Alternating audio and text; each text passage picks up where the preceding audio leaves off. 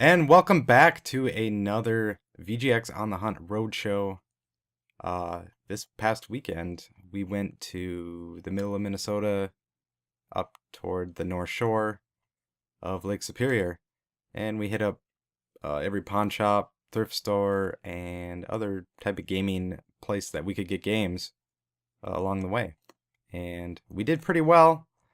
We're still trying to figure out a better video solution while doing this on the road, but in the meantime we are going to do it just like this. So with that, let's get started. And our first stop was Best Buy in St. Cloud, Minnesota, and we ended up getting a couple clearance portable games, Rayman Legends for $12 and Batman for a little less than $10, I believe. Batman Arkham Origins Blackgate, which I believe is more of a 2D plane Metroid style of Batman Arkham game. And Rayman Legends, played that on the Wii U. Probably the best platformer that you can buy on there, hands down. I like it way more than Mario as far as 2D platforming goes. Not sure if the Vita one is complete. But it does have a touchscreen, so a lot of the cool extra features that were in the Wii U one might be in the Vita one. I'm not sure. But yeah, that was Best Buy. And the second store we stopped in St. Cloud was the Shopko, just to see what kind of games they have on clearance like we normally do. And they had a few. Selection was not as good as I've seen it before, but we ended up getting Pokemon Rumble Blast 3DS for a little over $20, Twisted Metal PS3 for $8, and Metal Gear Rising for $10. Nothing too great, but still good deals for brand new sealed games like that. So yeah, that was Shopko. After those short two stops in St. Cloud, we ended up going to Cambridge, Minnesota, which is a little bit smaller town, but they do have, pretty much all the normal things that you would expect, including kind of a weird type of store where they do sell, buy, sell, trade, whole bunch of stuff, but it's a lot of antiques, a lot of weird stuff that you don't see every day at all. But lucky for us, they do video games. They deal in a lot, pretty much all of them, retro or not. Past times I've been in there, they had a lot bigger selection, but it doesn't seem like they might have scaled down on video games a bit. But nonetheless, we did end up picking up a few, like Silent Line Armored Core, Def Jam Fight for New York, both for PS2, Ultimate Marvel vs. Capcom 3, which is starting to climb in value because it is the definitive version of Marvel vs. Capcom, until Capcom releases another one, which would not surprise me in the slightest. But anyway, they also had both Golden Sun Game Boy Advance games for $10 a piece, and a couple Dragon Warrior Game Boy games for $10 a piece as well. Those Dragon Warrior games are harder to come by. The monster ones, not so much. You do see them around, but the Dragon Warrior 1 and 2, and then the Dragon Warrior 3 for Game Boy Color, both quality games, and very hard to find too. So we were happy about that.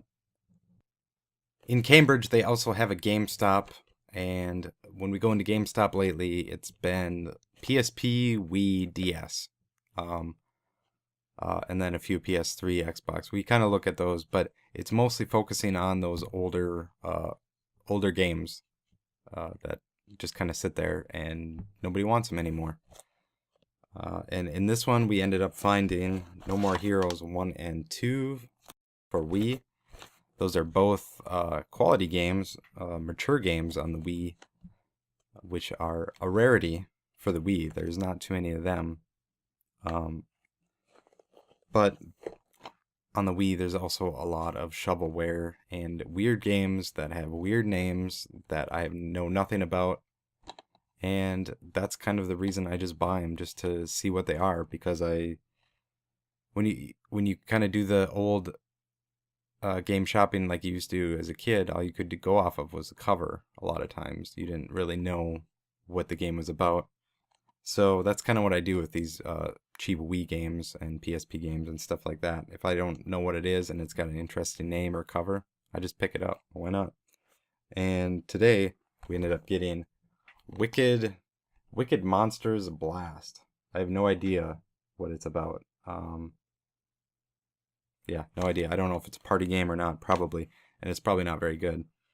And for PSP, Puzzle Guzzle, which obviously is a puzzle game, but with a name like that for $2.69, I had to get that just to see what it's about. But yeah, that's kind of my weird thing with those games. If they're cheap and they have a weird name, I'll pick them up and see what they're about. But that was GameStop in Cambridge. A lot of times we skip GameStops, but on this trip we decided to hit a lot of them up to see what they have on those older ones. It's not too long until PSP games will probably be extinct. They do not trade them in anymore, so there's not going to be any new stock coming in for them. So the picking for them is probably the best it's going to be right now for them. So if you are looking for PSP games, better get in a GameStop now before the good games are gone and all you have left are UMD movies and sports games. So yeah. And continuing down the road, we ended up stopping in a small, tiny pawn shop in North Branch, Minnesota. It's called County Pawn. It's pretty tiny in there, but they do have some games, and the only one we ended up picking up was Deadly Premonition for $10. Complete copy. So, hard to argue with that, even though that this is not the definitive version now that the PS3 Director's Cut is out. And you can pretty much download these online now too. But for a cult classic game like that, $10 is not a bad price. So we were happy to get something out of that small pawn shop. And continuing up the interstate, we ended up stopping in a small town called Rush City. They have a video rental place there. They also sell. It's also a tanning salon, a whole bunch of kind of odd stuff, odds and ends that they do there. But the sign in the window said buy one get one free on Xbox, original Xbox and PS2 games. And they had a lot of them, but they were pretty picked over. I don't know if they sell online or not, but it seemed like there was not a lot of the ones uncommon games, I would say. Most of them were commons and multiples of them, but they did have some left. And for Xbox, Time Splitters Future Perfect for $3. The Xbox One is probably the most common one and the least sought after one version of that. The PS2 and the GameCube ones are very collectible. So if you find that game on those two systems, pick them up. $3 on the Xbox One is also a good deal. Knights of the Old Republic for $10. Also, basically, you figure these are all 50% off because it's buy one, get one free. Mega Man Anniversary Collection. And Otogi 2. They did also have the first one there, but it was also a little bit higher price. It was a little bit more than I wanted to pay for the first one. For PS2, we ended up getting Silent Hill 2, which is not as collectible as it used to be. There's a ton of them out there. It sold really well, I believe. But Silent Hill Fever is kind of back in style now with the new demo out. Gauntlet Dark Legacy, not a bad price. That's pretty much what it goes for, but 50% off, like I said. Harvest Moon, A Wonderful Life. This one's rose a little bit in collectability. Not entirely sure why, because it's always been there. I mean, it's always been around that same price. And another game kind of like that, where it's always been around the same price, and then this year it kind of went up, which is really strange for a game that sold really well, and that's Shadow of the Colossus. It's obviously a classic. Everybody's heard of this, but it also sold really well back then too, highly regarded. Came out as greatest hits. And it was even re-released with an HD remaster of it. But for whatever reason, the old one is climbing in value. And I really don't understand. I wish I knew. I feel like I know markets a little bit, the video game market, and that one is it's a little strange to me. Obviously the demand is high for it. That's the only way prices rise like that with a game that is that available out there. But yeah, who knows? If you haven't played it, sure, pick it up. But at this point, I would go for the HD remaster. Because it's a beautiful game, but it pushes the PS2 a little bit too much to the point where the frame rate and stuff like that, it kind of slows down a little bit. So definitely pick up the PS3 version if you haven't played it. But yeah, that was a movie and game express, I believe the place was called. So Rush City, you have a quality video place there, and I'm pretty impressed with what they have going on there for an industry that's kind of died. So as well as tanning, I don't think the tanning industry is near what it used to be either. So hopefully they can keep hanging on. It was a cool store in there. But that's all we ended up getting there. And in that same little building, it's kind of like a little mall in there, only 3 or 4 stores in it, strip mall kind of.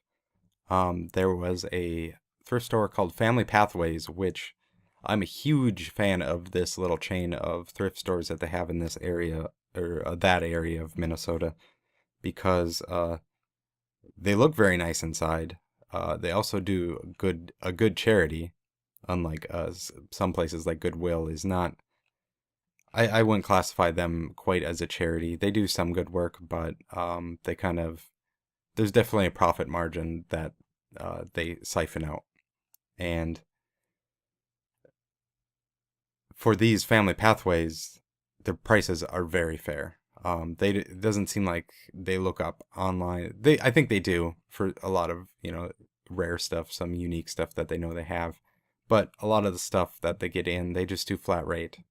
Where most Goodwills and stuff nowadays, they look at gaming stuff and it's just an eBay price, which is, in my mind, a little corrupt for essentially a business that gets their items for free. But anyway, at this Family Pathways, look through all the electronics, or look through all the media. Didn't really find anything. And then I went to the electronics just to see if they had any consoles. Sometimes they do. And I ended up finding some Nintendo 64 controllers for $5 a piece. You got some colored ones. There's also a couple other ones, just regular gray, but I didn't end up picking them up. So I was kind of excited about that. And then I went up to the front to pay for it, and I missed the glass case that they had around the corner there. And sure enough, there were all the N64 games that this bundle probably came with. I didn't see the console. I'm not sure where that ended up going. But to my surprise, there were a basket full of complete in-box N64 games, which kind of raised the bar for thrift store finds. And what we ended up finding there in that basket was WWF No Mercy, complete in the box. They're not bad. Normal wear on them.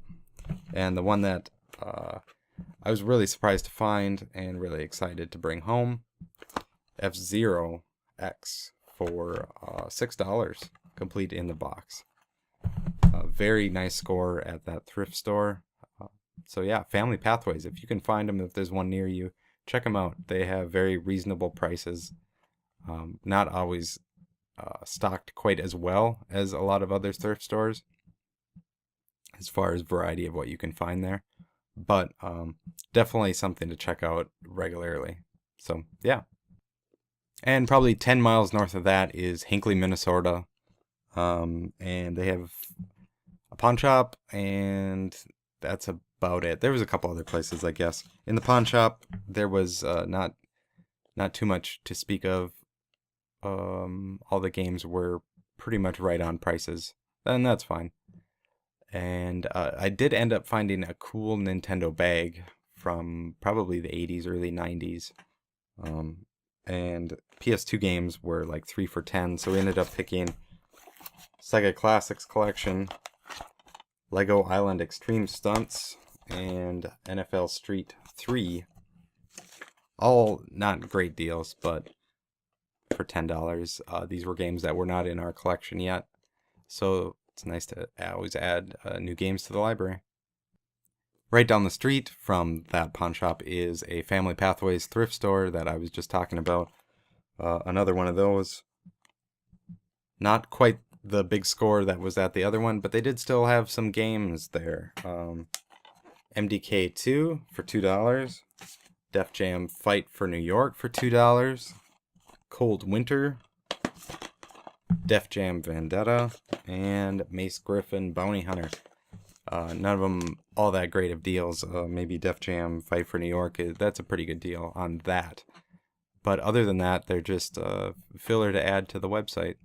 So, but nice to support Family Pathways again and find some quality complete games there again. So, and kind of out in the middle of nowhere, there was a Northern Pawn Shop. That's what the name of it, Northern Pawn Shop, and it's kind of right off the interstate. There's not much else there, and it was kind of strange to go in there.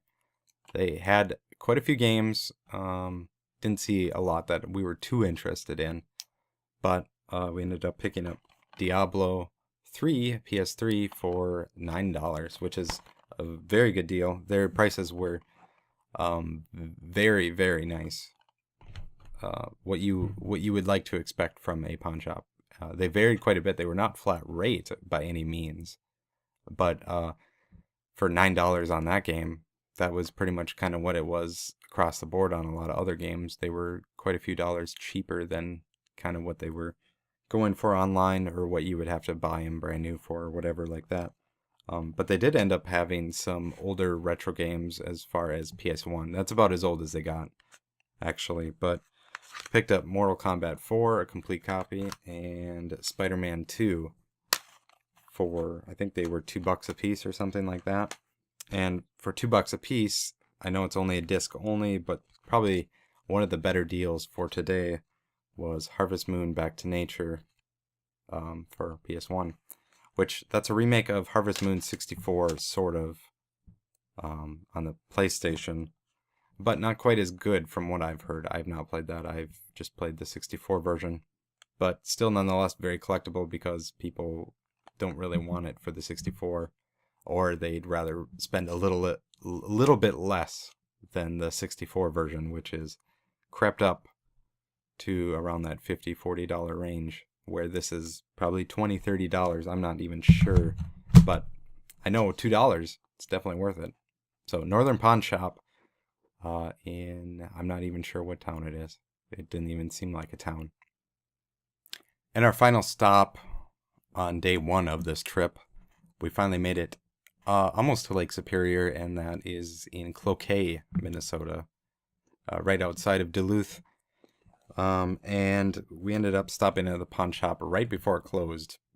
Got in the nick of time and quickly went through their stuff. I don't like to sit there and wait when they're trying to close up shop, but I was able to get in and out before the actual closing date, or the closing time. But for their Xbox 360 and PS3 games, the prices were very fair. I think they were $5 a piece or something like that. Maybe they were a little bit more. Maybe 10, and he cut me a deal. I think that's what it was. They were $10 a piece. He cut me a really good deal. And what we ended up picking up is Dragon's Dogma, Transformers, Fall of Cybertron, Sacred 2, which is the third one just came out, so people are kind of looking for the second one at the moment. Mirror's Edge, I always get those. Portal 2 PS3 and Folklore for PS3. All those were a little over $30, maybe $35, which is a smoking deal on those previous generation games that a lot of these pawn shops are starting to get a lot of. People are trading them in, selling them, pawning them to end up getting into the newer generation, because games are starting to finally come out on on the new generation. So yeah, they're getting rid of their old stuff that they don't play, and people like us are getting good deals on them. So yeah, will do it for day 1. Join us again next week to find out what we find out in Duluth, Minnesota. Thanks.